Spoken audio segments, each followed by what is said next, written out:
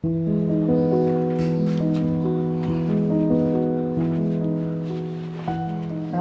tulog na ba si baby? Oo, tulog na. Matulog ka na rin din dito. Ay, tamang-tama. Baka pwede tayo alam mo na.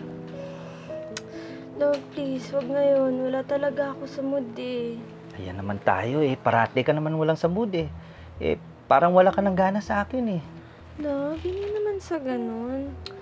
Alam mo naman na this past few weeks, wala talaga ako sa sarili ko.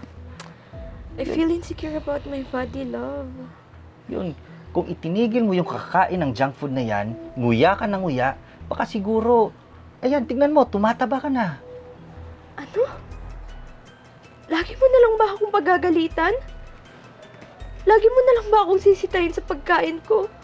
Yun na nga lang yung nakakawala ng stress sa akin eh. Iyak ka na naman eh. Iyak ka naman ng iyak, nang walang rason. Kung hindi ka umiiyak, hindi mo ako nakikita. Kung hindi mo ako nakikita, hindi mo ako kinakausap. Hindi ko nga maintindihan yung sarili ko eh. Hindi ko alam kung ba't ako nagkakaganito. Baka may postpartum depression ako. Eh bakit naman sinasaksak mo yan sa isip mo yung postpartum na yan? Eh sa mga kababaihan na lang, ewan ko sa inyo, lahat ng babae, postpartum, ewan ko sa inyo. Ano ka ba? Totoo yung ganito. Nafe-feel ko. Bakit ba kasi ayaw mo na lang maniwala? Ewan ko sa'yo, love. Punta na muna ako kay mama, bahala ka sa buhay mo.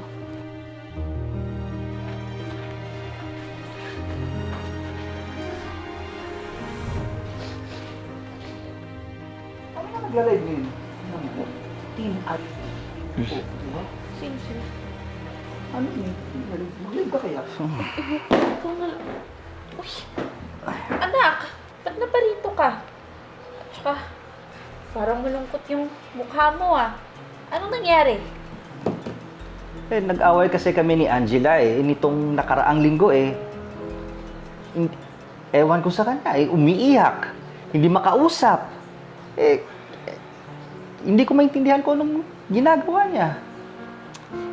Eh anak, baka naman she's just suffering from a postpartum depression. Mama naman oh, pati ikaw ba? Pati ikaw postpartum eh, hindi naman totoo yan. Pati ikaw nagpapaniwala sa ganyan eh. Anak, naranasan din ng mama mo yan. Ano? Ewan ko nga.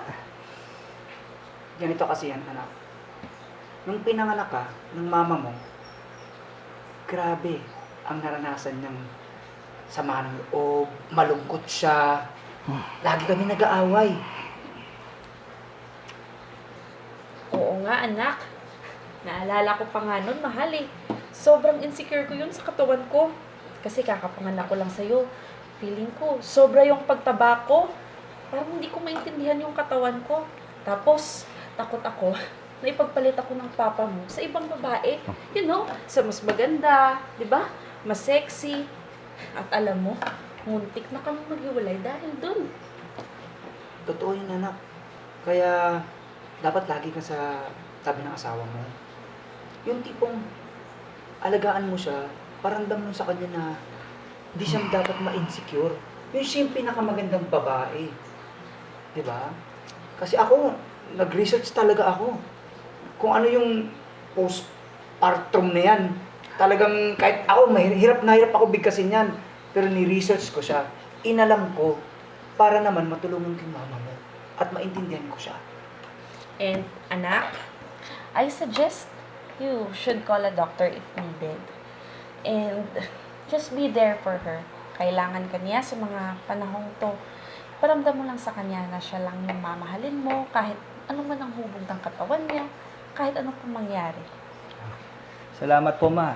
Mas mabuti siguro na pupuntahan ko na lang siya at dadamayan ko siya ngayon. Eh, naintindihan ko na pala, yun yung dinanas mo. Mas mabuti siguro yun. Oh, ano pang hinihintay mo? Thank you po pa. Thank you po ma. Thank you very much po. Sige. pupunta kami dun sa linggo para Okay. makita yung apo namin. Sige po. Thank you po. Thank you po. Tama na siya. Okay, okay. Anak, mag-ingat ka ha. Okay po. Thank you po, ma. Pa, thank you.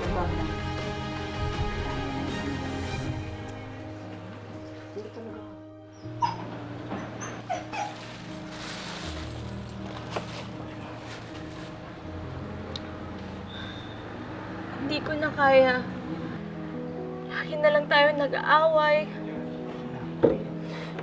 Hindi mo ko naiintindihan. Kaya mas mabuti pang maghiwalay na lang tayo. Love, ayoko.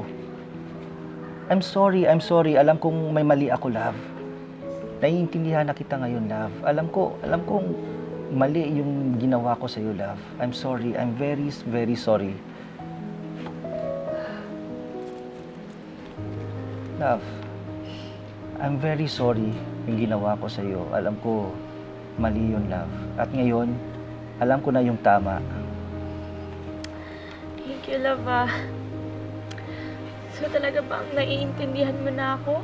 Oo, love. Oo, alam kong mali ako, love.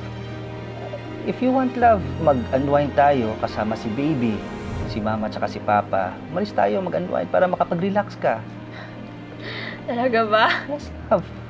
Sobra mo naman akong na-appreciate, love. Thank you, ah.